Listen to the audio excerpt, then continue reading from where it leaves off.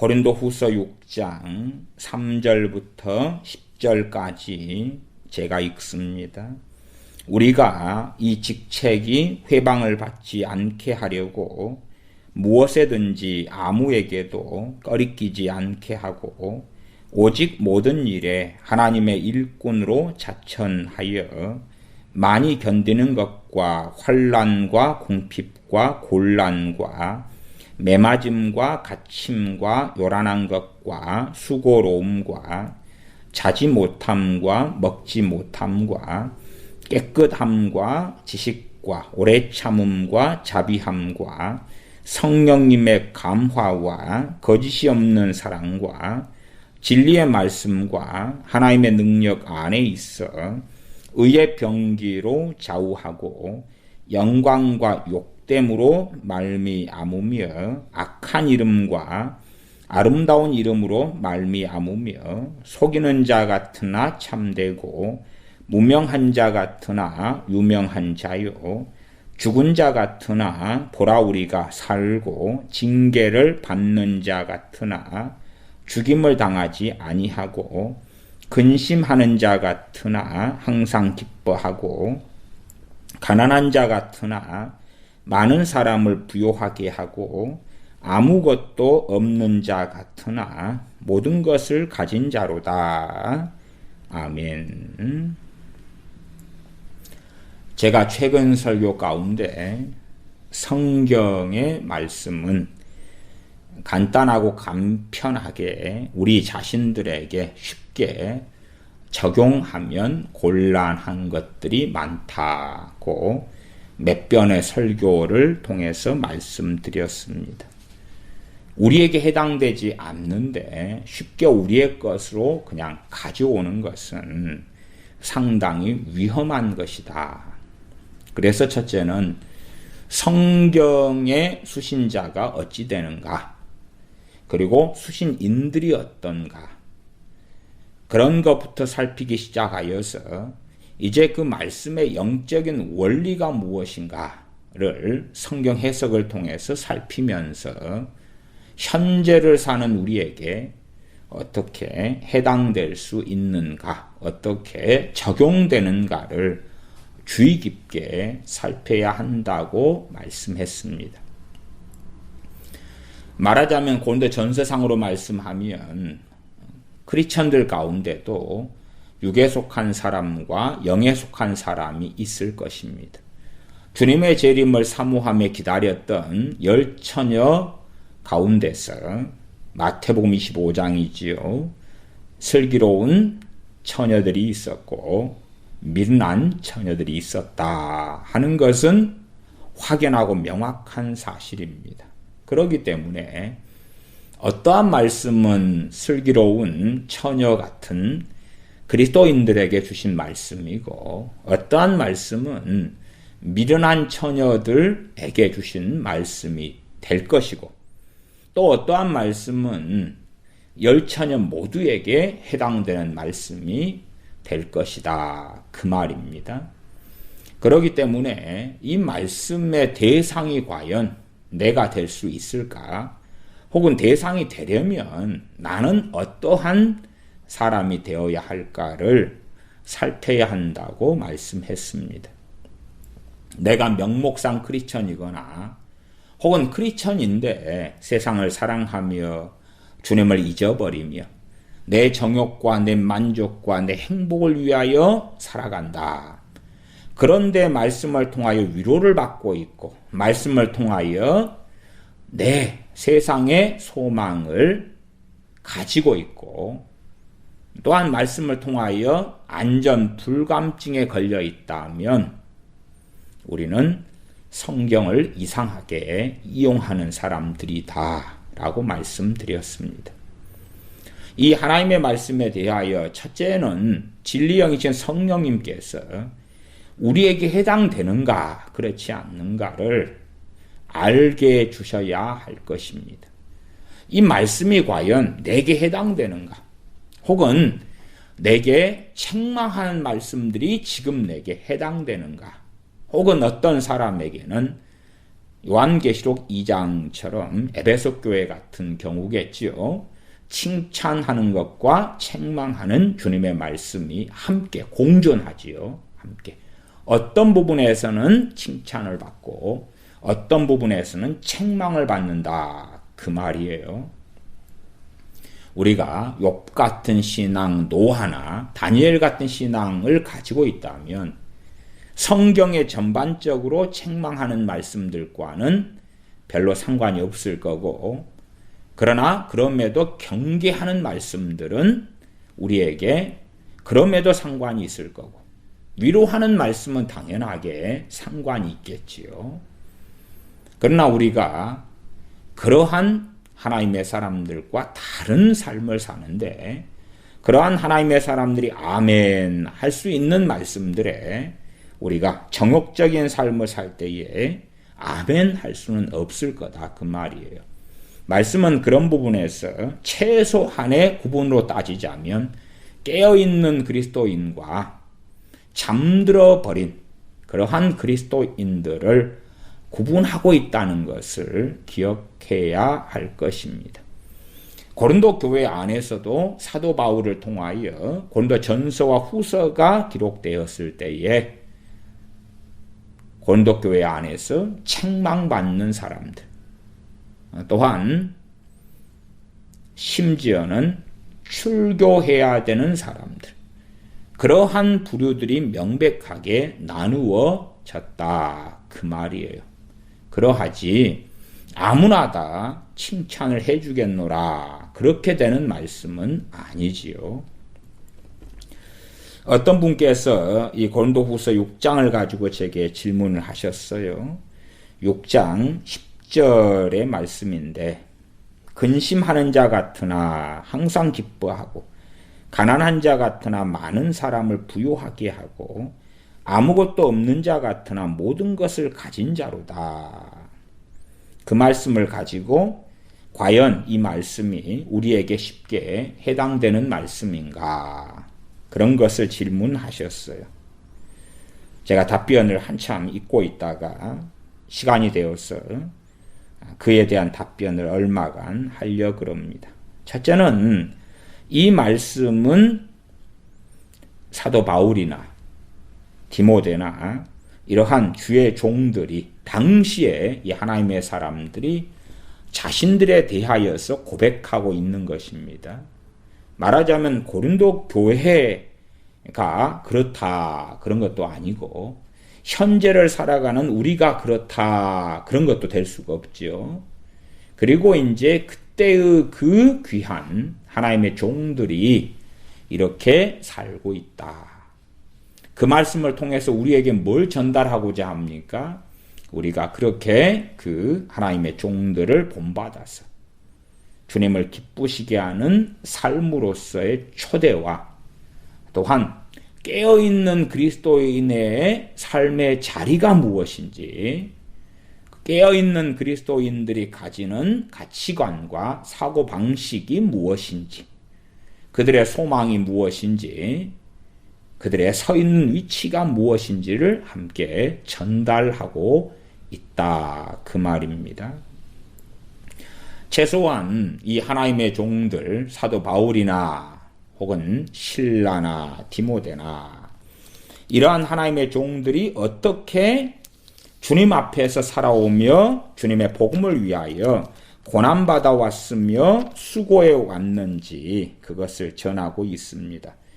고린도후서 1장 1절로 가면 사도 바울과 형제 디모데는 그렇게 했으니까 기본적으로 바울과 디모데 두 사람을 전제로 하면서 함께 또한 청직이 되어서 신실하게 주님을 섬기며 기쁘시게 하는 종들도 포함된다. 그렇게 말할 수 있겠지요. 그래서 본문을 좀 길게 제가 읽었습니다. 고린도후서 6장 3절부터 읽었습니다.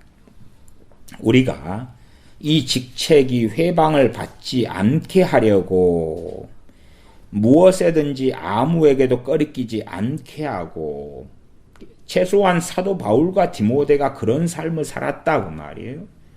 그런 삶을 산 바울과 디모데의 신앙 고백이고 그들의 증언이며 간증이고 그들의 믿음의 고백이 됩니다. 그러면 그냥 우리가 간단하게는 가져다가 쓸 수가 없는 거죠. 그리고 우리가 동일하게 참으로 깨어있는 그리스도인의 삶을 살면서 이러한 고백이 진실한 고백이 될 수 있도록 해야 할 것입니다. 우리가 각자의 청지기의 부르심 가운데 살면서 그러면서 이 직책이 회방을 받지 않게 하려고 어떤 직책이겠습니까? 복음을 증거하며 하나님을 증거하며 하나님의 진리를 전하는 그러한 부르심과 직책이 기본적이겠지요. 해방을 받지 않게 하려고 무엇에든지 아무에게도 거리끼지 않게 하고 무엇이 거리끼지 않게 합니까? 최소한 보편적 인류 역사상 저런 식의 악한 삶을 살다니 그러한 손가락질 당하는 삶을 살지 않는다 그 말이지요. 저렇게 입에 달고 사는 것이 거짓말이고 속임수인데 저 사람이 전하는 것이 하나님께로부터 왔다는 것을 어떻게 인정할 수 있어? 그러면 듣는 사람들이 거리낌을 가질 거 아닙니까? 그런 것이 없도록. 그러나 반면에 그렇다 해서 그들의 입맛에 맞는 복음이나 진리를 전함으로 복음과 진리를 훼손하는 삶은 또한 살지 않는 것입니다. 4절에 오직 모든 일에 하나님의 일꾼으로 자천하여 많이 견디는 것과 환난과 궁핍과 곤란과 매맞음과 갇힘과 요란한 것과 수고로움과 자지 못함과 먹지 못함과 참 많이 다르지요. 뭐가 다릅니까? 현 시대의 기복주의하고는 너무 많이 다릅니다. 아마 기도가 얼마나 놀라운 역사함과 열매와 응답이 있는가 라고 기도의 역사, 기도의 능력, 기도의 응답에 대한 증인들을 세운다면 가장 놀라운 증인들에 포함될 수 있는 사람이 사도 바울과 디모데일 것입니다. 아니 누구보다도 기도하고 깨어있는 사람 또한 디모데가 어떤 사람인가 하는 것은 우리가 빌립보서 2장 같은 말씀에서도 상당히 확인하고 살펴볼 수가 있습니다. 젊은 종으로서 얼마나 신실하게 복음을 위하여 고난받으며 연단받았는가 하는 것을 성경에서는 몇 번에 걸쳐서 나와 있습니다. 그러면 그러한 신실한 주의 종들이 기도하고 응답받는다면 얼마나 놀랍게 받을 수 있겠는가 그 말이지요. 그런데 이제 현 시대의 어떤 기복주의하고 상당히 다른 것들이 많이 있는 것을 발견하지요. 왜요? 우리의 삶에서 기복주의를 추구할 때에 우리에게 필요한 것은 무엇입니까? 조금만 힘들면 견디지 않지요. 견디지 않고 오히려 인내가 없이 빨리 이 힘든 것을 해결해 달라. 그러니까 고린도후서 6장 4절에 있는 많이 견디는 것과 많이 견디는 것이 필요 없지요. 오히려 기도를 통하여 많이 견디지 않도록 빨리 문제를 해결해 달라고 하겠죠. 환난과 궁핍과 곤란과 환난을 빨리 없애십시오. 궁핍은 가난함이지요. 가난함. 최소한 이 궁핍을 이야기할 때 기본적인 의식주에 있어서 궁핍을 기본으로 합니다. 우리가 요즘에 경험하는 궁핍이란 의식주를 넘어서서 복지 쪽이죠. 있어도 되고 없어도 되는 것. 그러한 복지 쪽이죠. 제 어릴 때는 가방이 없을 때는 가방 대신에 이 보자기에다가 싸가지고 다녔잖아요. 보자기에다가. 궁핍하니까 보자기라는 편리한 것을 가지고 이것에도 쓰고 저것에도 쓰고 아무데나 다 쓴다고 뭐 보자기를 가지고. 근데 요즘에는 보자기가 아니라 이런 용도에서는 이런 가방, 저런 용도에서는 저런 가방. 그러면 멋을 낼 때 쓰는 가방이 따로 있고 동전 지갑이 따로 있고 일반적인 지갑이 장지갑이 따로 있고 배낭에 가방이 따로 있고 등산할 때 가방이 따로 있고 이럴 때 가방이 따로 있고 종류별로 다 가지고 있어야 될 거 아니에요. 한국 사람들은 더 그러지 않습니까? 야, 저 사람이 등산하는데 등산용 가방이 아니라 엉뚱한 가방을 가지고 왔다. 그러면 어떻게 생각하겠어요? 쯧쯧쯧 기본도 안 갖췄네. 과거 같으면 보따리 하나로 다 해결하지요. 그래서 이 궁핍이라는 것은 이 복지 시대가 아니라 기본적인 의식주, 최소한의 필요에 있어서도 가난하고 부족하다는 것을 이야기하는 궁핍이 됩니다. 그러면 먹을 것 부족하다 궁핍. 오 하나님 먹을 걸 주시옵소서. 짠 나타나요. 요즘에는 그러한 의식주 문제도 해결되고 그 다음에 이제 우리의 복지를 위해서 기도를 하잖아요. 심지어는 내 가족과 부모와 형제와 이웃과 불신자가 있다. 그러면 그들의 복지를 위해서 기도를 해주잖아요. 복지란 제가 말씀드리는 복지란 기본적인 필수적인 생명과 연관되는 그러한 의식주를 넘어서는 것을 복지라고 저는 개념 정의합니다. 그러면 저 사람의 필요한 것들, 그러한 것들을 채워달라. 그러나 이 최고의 기도의 사람들이 궁핍했다는 것이죠. 궁핍했다. 그럼 반대를 생각해 보십시다.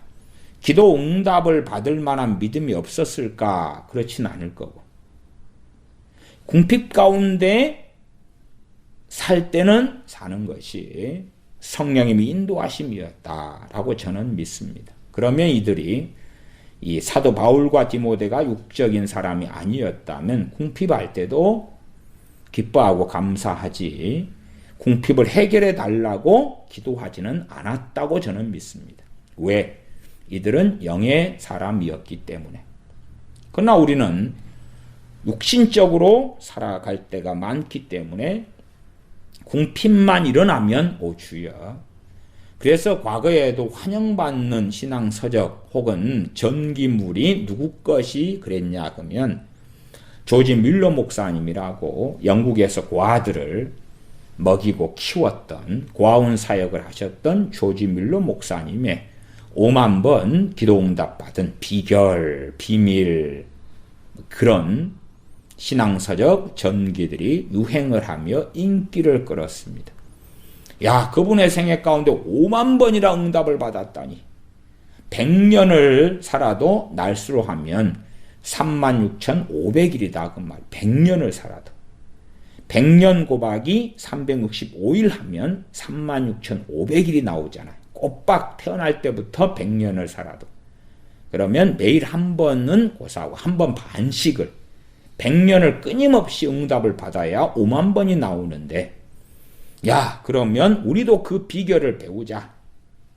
우리는 100년까지는 안 살고 지금이 50살이다. 그리고 80살에 죽는다. 30년 동안 몰아쳐서 응답을 받자.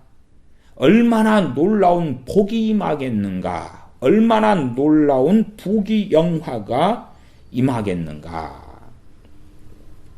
그러면 이 사도 바울이나 디모데의 하나님의 종들로 살아가는 삶 속에서는 참으로 그들은 깨어있어 기도했는데 그 기도가 우리가 추구하고 바라는 그러한 육적인 기도하고는 정말 많은 것이 달랐다까지는 최소한 이해해야 될 것입니다.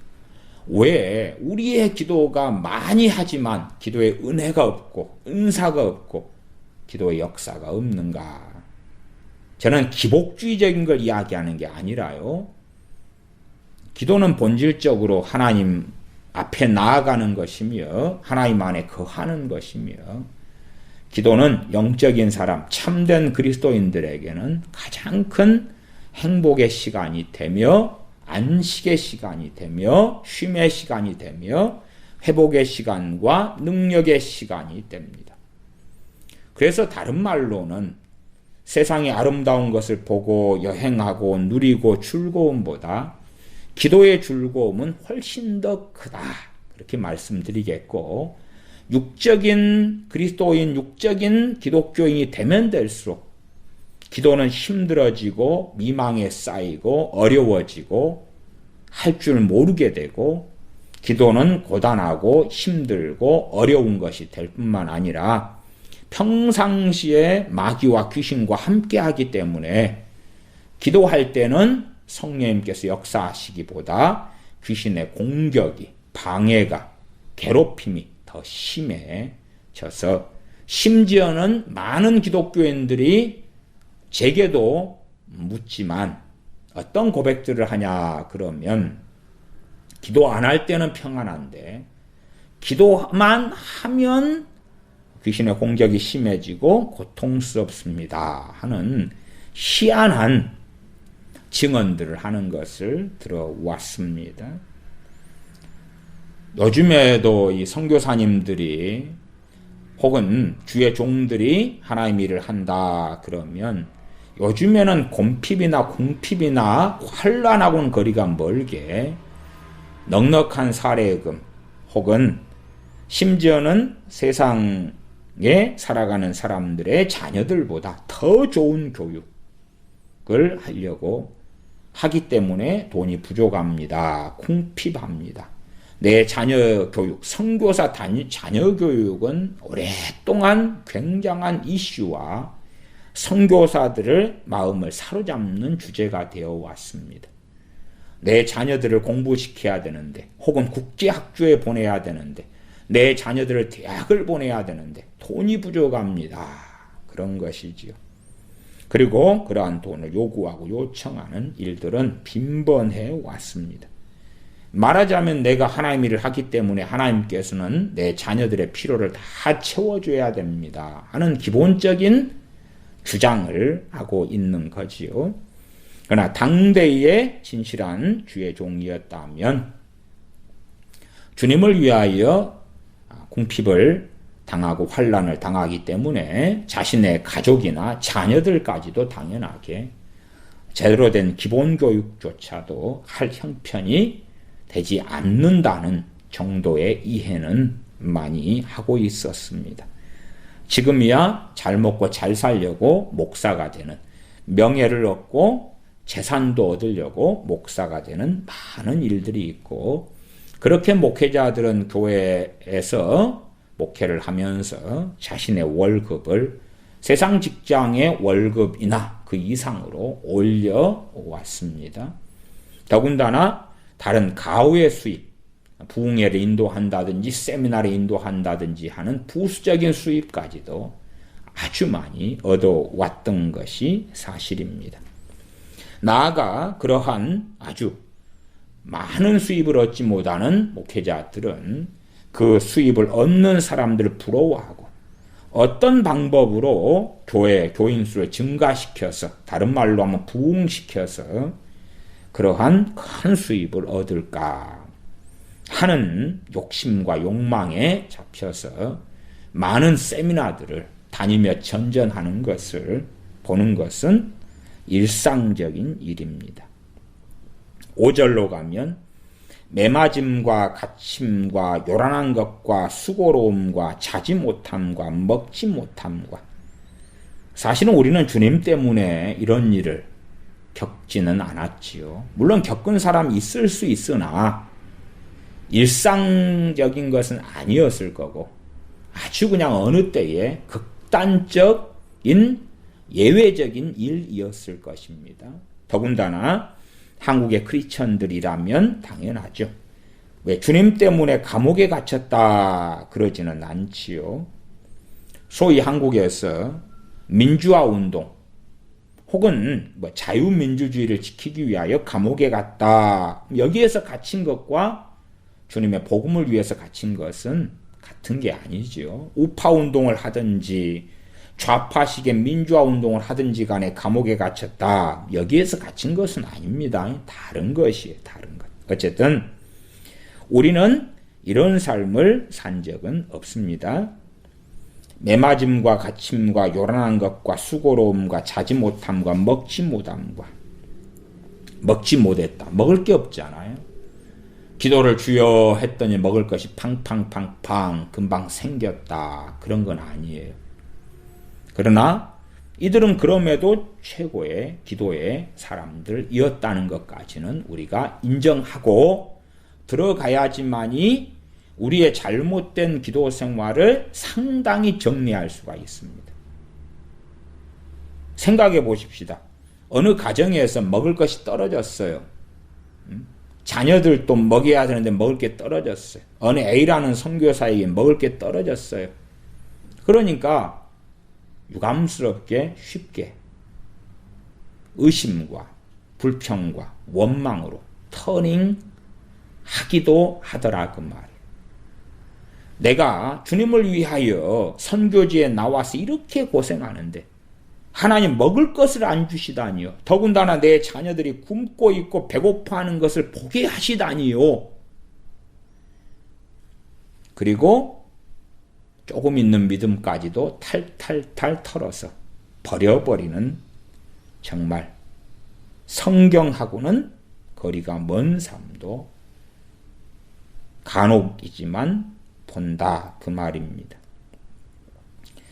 그래서 어떤 면에서는 하나님의 백성 자녀로 살고 최고의 믿음의 사람으로 살고 최고의 기도의 사람으로 살고 말씀의 사람으로 사는데 최소한 고린도후서 6장처럼 이럴 수 있다 그 말이지. 그래서 우리가 욥기를 귀하게 보지 않습니까? 욥이 하나님을 경외하는 의로운 사람이었는데 욥이 겪는 그 환난과 고난을 겪었고 또한 진실한 하나님의 자녀들도 그러한 환난과 고난을 겪을 수 있다 그 말이죠. 요셉처럼 하나님을 경외하는 그러한 청소년이었는데 형들에게 죽임을 당할 뻔하다가 노예로 팔려서 노예의 인장이 찍혀서 그래서 애굽으로 팔려갔더라. 거기에서도 잘 될 뻔하다가 또한 누명을 써서 감옥에 갇혔더라. 는 것이지요. 물론 결과가 해피엔딩 하니까 과정은 다 생략할 수 있느냐? 그렇지는 않다 그 말이죠. 다니엘도 마찬가지입니다. 포로로 끌려가지요. 하나님을 경외하는 그 소년 다니엘이 혹은 나아가 사드락 메삭 아벳느고가 하나님을 경외하는 그러한 소년들이 하나님을 경외했으면 포로로 끌려가지는 않아야 했을 텐데 포로로 끌려간다 그 말이 부모 형제와 함께 가는 게 아니다 그 말이죠. 그리고 믿음의 여정과 우여곡절을 걷지요. 포로로 끌려가서 바벨론에 갔더니 금이 환영하고 거기에 금은보화가 준비되어 있고 아름다운 것들이 준비되어 있지 않더라 그 말이죠. 다니엘이 나중에 총리가 안 됐습니까? 중간 생략? 그건 곤란하죠. 중간 생략? 아니죠.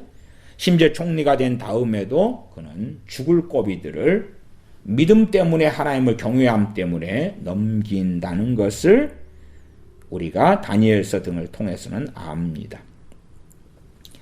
고린도후서 6장 6절로 가면 깨끗함과 그럼에도 매맞고 먹지 못하고 자지 못하고 환난 당하고 궁핍함에도 깨끗함을 추구하며 그 길을 걸어 왔었다 말씀하죠. 지식과 세상의 지식을 이야기하는 게 아닙니다. 이런 지식은 하나님을 아는 지식을 이야기하며 살아있는 지식을 이야기하며 진리의 지식을 이야기합니다. 머리를 가분수처럼 키워서 정보를 얻고 그러한 지식을 이야기하는 단어가 아닙니다. 다시 말하면 현 시대에서 사용하는 지식하고는 개념과 의미가 교차하는 점은 너무 적고 아주 많이 상이한 단어가 성경에서 나오는 지식이란 단어입니다. 단지 정보를 얻고 동의하고 그러한 지식으로 하나님 앞에 설 수 없지요. 그래서 말씀에 대한 진리의 지식이에요. 살아있는 말씀을 가지고 있는 것. 살았고 운동력이 있는 하나님의 말씀을 알며 하나님을 아는 지식을 가지고 있지요. 그 참된 지식은 하나님과 바른 관계 속에 들게 하며 당연하게 우리 주님과 바른 관계 속에 또한 깨어있는 그리스도인의 삶을 살게 하는 지식을 가지고 있다. 그 말입니다. 그래서 일반적인 지식보다도 차라리 우리가 전염병이 들었을 때 전염병 약을 가지고 있다. 그래서 예방제도 가지고 있고 전염병 치료제도 가지고 있다. 그런 것이 좀 더 비유에 가까울 것입니다. 그러면 우리가 미리 예방을 했다. 그러면 그러한 전염병에 걸리지 않겠지요. 그런 것과 오히려 더 비유상 가깝습니다. 지식과 오래 참음과 자비와 성령님의 감화와 거짓이 없는 사랑과 성령님의 감화로 살아간다. 그 말이에요. 또한 살아왔다. 그 말입니다. 자신의 인간적인 사랑이나 인간적인 감동이나 사람의 비유를 맞춰가는 것이 아니라 성령님의 감화로 또한 거짓이 없는 사랑으로 항상 거짓이 나오면 위선적인 사랑이 아니라 진리에 입각한 진리의 반대편이 거짓이지요. 진리에 입각한 사랑을 했다. 그 말이에요. 그러지 거짓이 없는 사랑 그러니까 진실한 사랑 그러면서 그 해석을 인본주의적인 그러한 사랑으로 끌고 가면 많은 열매는 좌파 기독교가 나옵니다. 그래서 가난한 자들에 대한 사랑 멸시받으며 혹은 동성애자, 차별받는 자들에 대한 무한한 사랑 그렇게 가죠. 좌파 기독교가 상당수가 그렇습니다. 7절 진리의 말씀과 하나님의 능력 안에 있어 의의 병기로 좌우하며 하나님의 능력 안에 있다.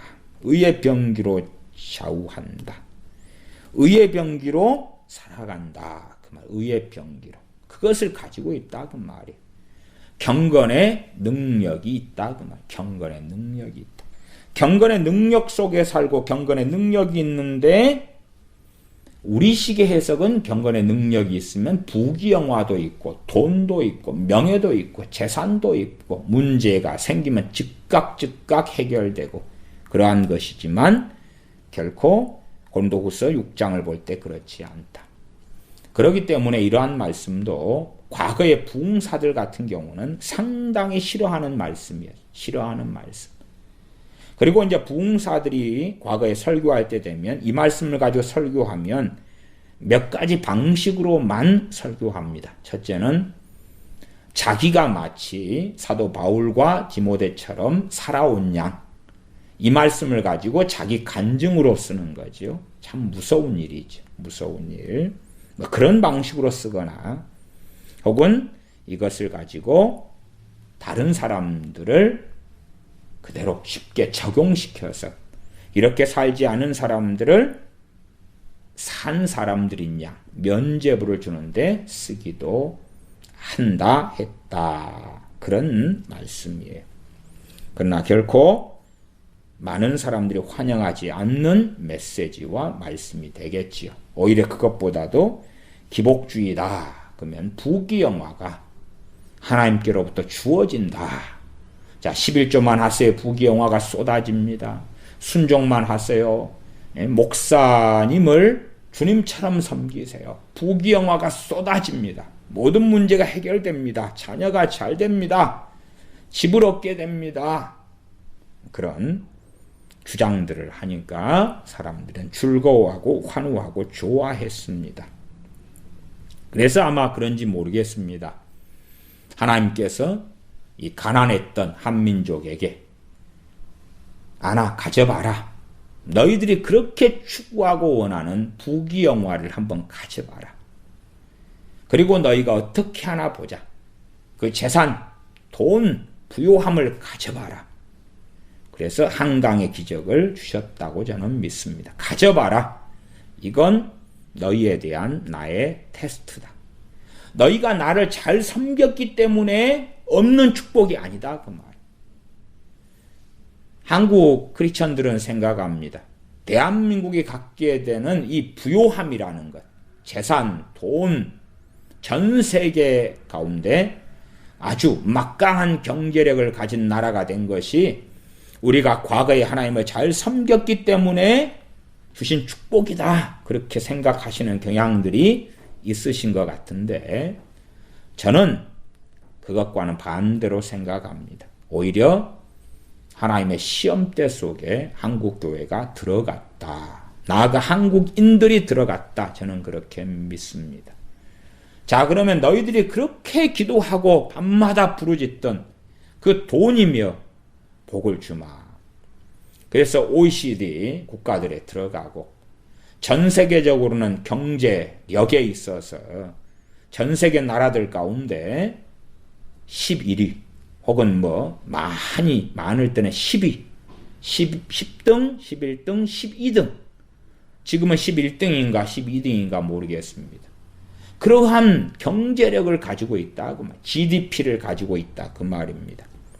요즘에는 러시아보다 한 등수가 밀려서 러시아가 10등이면 한국이 11등이고 그랬던 걸로 아는데 몇 달 전 기억이어서 지금은 정확하게는 모르겠습니다만은 어쨌든 11등 좀 뒤로 밀려도 12등이 될 것 같습니다.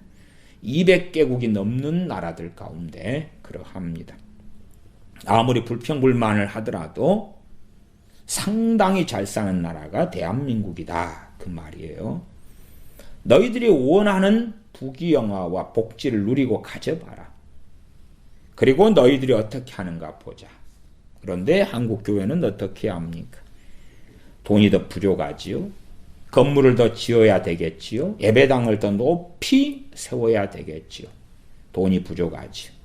더 성공해야 되겠죠. 더 가져야 되겠죠. 그렇게 달려갑니다. 계속 보겠습니다. 8절 영광과 욕됨으로 말미암으며 두 가지를 함께 가지고 있습니다. 영광을 가지고 있으며 모욕, 욕됨을 얻고 있습니다. 우리는 양자가 다 양쪽 다에게 영광을 얻으려 그럽니다. 하나님께서 기뻐하셔서 천국의 시민권을 가지는 그 영광, 하나님의 백성된 영광도 가지고 있고 세상 사람들이 칭송하고 우러러보며 환영하는 영광도 가지려고 그럽니다. 두 가지 다를 얻기 위해서 성령의 기름 부으심도 받고 은사도 받고 능력도 받고 기도 응답도 받고 두 가지 다 양자 다 영광을 얻으려 그러죠. 세상에서도 영광을 얻고 주님으로부터도 영광을 얻고 해의 영광, 달의 영광, 별과 별의 영광도 다르다. 주님 앞에 섰을 때에 하나님의 자녀들이 얻게 될 영광. 그러나 사도 바울과 디모데는 영광, 주님 앞에서 영광을 얻지만 그러나 세상에서는 욕됨을 얻고 있다고 이야기하지요. 세상에 복음을 증거했을 때 어떤 사람들은 참으로 하나님의 사람들이 당신들이군요 인정하겠지만 오히려 더 많은 사람들은 사도 바울과 디모데를 모독하며 모욕하며 욕하며 저주하며 해왔더라 그 말이죠. 그러면 요즘 시대에는 우리는 이제는 주님 때문에 욕됨을 얻으려 하지는 않습니다. 8절 악한 이름과 아름다운 이름으로 말미암으며 동일한 이름이 있다 그 말이 바울이다 디모데다. 그런데 그 이름을 가지고 한쪽에서는 참 하나님의 사람이구나. 하지만 더 많은 사람들은 저 사기꾼들, 저 악한 자들, 저 이상한 종교를 전파하는 자들, 저 미혹시키는 자들 그렇게 공격을 당하며 유대인들이나 혹은 어떤 사람들은 죽이려 한다 그 말이에요.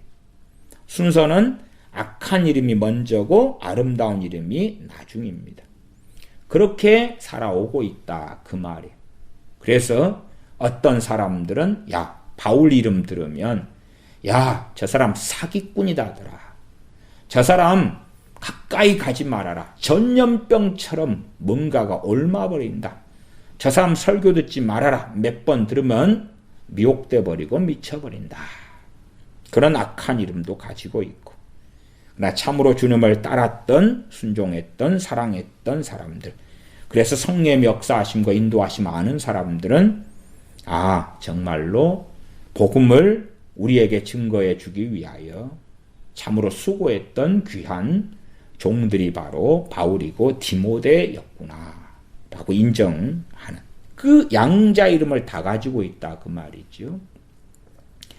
요즘 교회들은 세상의 비율을 맞추려고 하기 때문에 지역사회 돕기도 하고 노숙자 밥퍼 사역도 하고 쌀 주기 운동도 하고 연탄도 주고 열심히 많은 활동들을 하죠. 그런 활동들이 나쁘다는 이야기는 아니에요.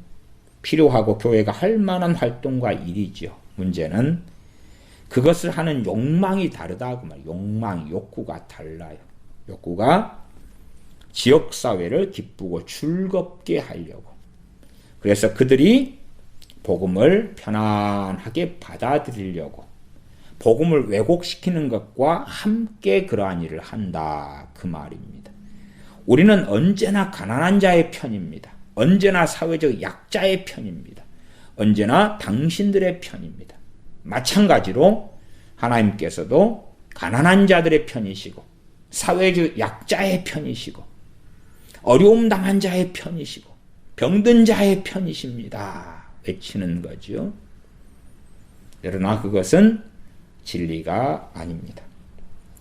하나님께서는 가난한 자의 편이 아니십니다. 하나님께서는 하나님의 말씀과 뜻대로 사는 자의 편이신 것입니다. 가난한 자가 하나님 편에 서 있을 때 하나님께서는 그 사람의 편이신 거고, 심지어는 부자라 하는 사람이 하나님 편에 서 있으면 하나님께서는 그 사람의 편입니다. 가난한 자가 악한 길을 걸어가면 하나님께서는 그 사람의 편이 되실 수가 없으시지요. 그래서 성경에 여기서 조금 저기서 조금 가져다가 가난한 것 자체를 의로 만들어버리고 정의로 만들어버리고 선으로 만들어버리는 악의 집단들이 있는데, 그 악의 집단들이 사회주의, 공산주의 망령입니다. 가난한 것을 선으로 만들고 돈이 있는 것을 악으로 만들어버리죠. 그래야지만이 프롤레타리아 혁명이 가능하다. 혁명과 사회적 전복이 가능하며 국가의 시스템을 공산주의, 사회주의로 전향시키는 게 가능하게 되지요. 그래서 어찌하든지 간에 요즘에 유행하는 트렌드 중에 하나는 나는 서민입니다. 서민 코스프레죠. 박원순 씨 잘하지 않습니까? 서민 코스프레, 서민 체험 잘하지요.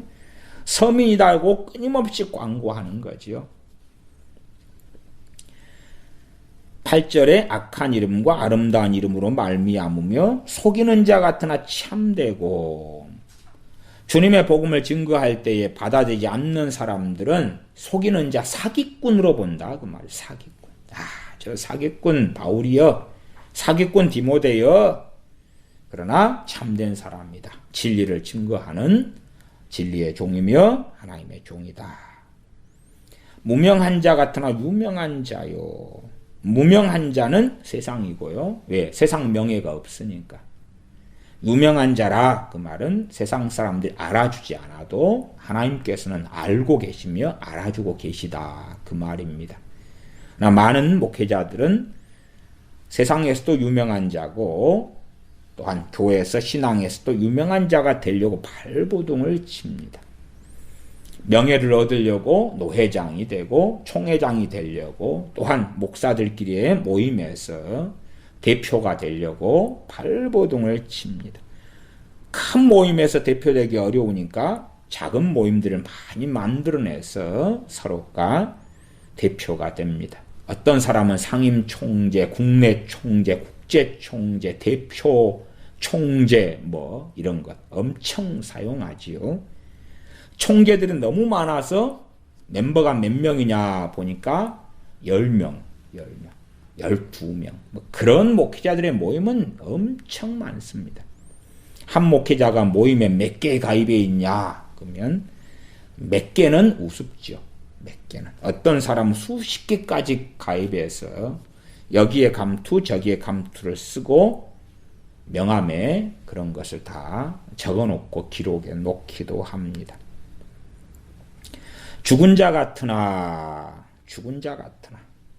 보라 우리가 살고 징계를 받는 자 같으나 죽임을 당하지 아니하고 근심하는 자 같으나 항상 기뻐하고 자신들의 신앙 고백을 이야기합니다. 참으로 많은 핍박을 당하며 환난을 당하니까 누구보다 근심이 많은 자일 거 아닙니까? 여기를 가도 생명의 위협을 당하고 저기를 가도 생명의 위협을 당하니까 근심하는 자 같이 보이죠. 그러나 참된 기쁨을 가지고 있는 사람이다. 그 말이에요.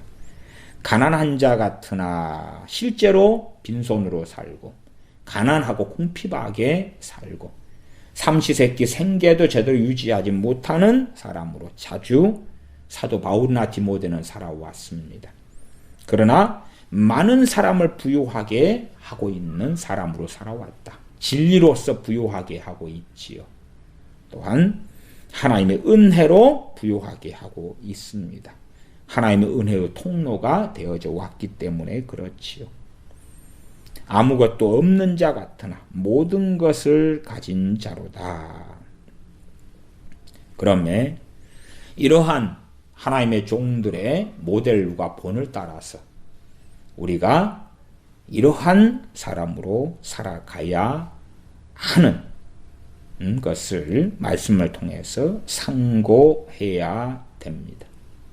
우리가 이러한 사람으로 살지 않으면서 우리가 이러한 사람이다. 그럼 곤란하지요. 곤란해. 이들의 믿음의 고백이며 신앙의 고백이며 이들이 주님 앞에 살아온 삶을 통해서 하나님께 영광을 돌리고 있는 그러한 고백이 고린도후서 6장의 고백이 됩니다. 그렇기 때문에 이러한 말씀들도 쉽고 간단하게 우리에게 적용시키고 사용해서는 곤란하지요.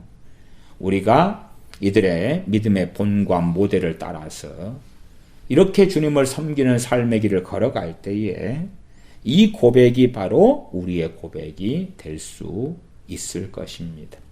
우리가 이렇게 주님을 위하여 수고하고 살아갈 때에 성령님께서는 이 고린도후서 6장의 고백이 우리의 고백이 될 수 있다고 우리에게 역사해 주실 것입니다. 그러므로 말씀 앞에서 우리가 겸비하고 말씀을 상고하고 읽을 때에 상당한 주의가 필요할 때가 많습니다. 기도하겠습니다. 아버지 하나님, 하나님의 말씀에 대한 지각과 지혜를 주셔서 말씀을 우리 자의적으로 사용하고 도용하며 오용하지 않도록 도와주시고 말씀을 통하여 어떻게 우리가 어떠한 사람이 되어야 마땅한지 깨닫는 은혜 속에 들게 하여 주시옵소서. 우리 주 예수님의 이름으로 기도하옵나이다. 아멘.